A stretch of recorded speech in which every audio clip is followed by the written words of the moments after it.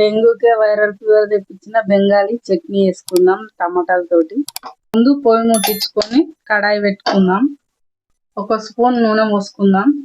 నూనె వేడైంది కదా, ఒక్క టమాటాలో 2 ముక్కలు చేసుకుంటే సరిపోతుంది.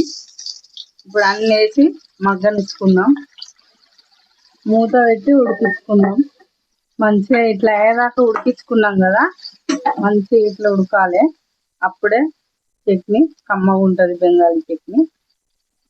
కొద్దిగా ఉప్పు వేసుకొని మంచిగా దంచుకుందాం.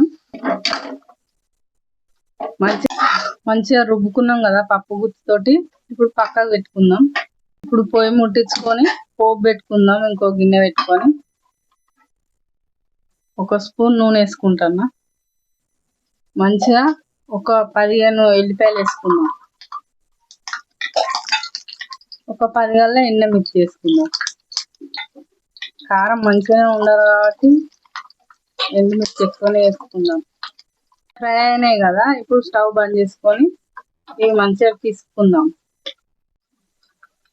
మంచిగా విసుకున్నాం కదా ఎల్లిపాయలు, ఎండినమిర్చి. ఇప్పుడు ఇందులో వేసుకుందాం. ఇప్పుడు ఉల్లిగడ్డలు వేసుకుందాం. సన్నం కట్ చేసుకుందాం. పచ్చిమిర్చి వేసుకుందాం.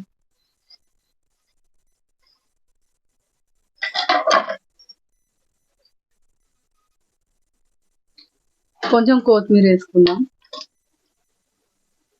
సరిపోయేంత ఉప్పు వేసుకుందాం. ఒక నిమ్మకాయ మొత్తం పిండుకుందాం. ఇప్పుడు మంచిగా కలుపుకుందాం. డెంగ్యూకే వైరల్ ఫీవర్ తెప్పించిన బెంగాలీ చట్నీ తయారైంది. మీరు కూడా ఒకసారి ట్రై చేస్తున్నారు. సూపర్ ఉంది.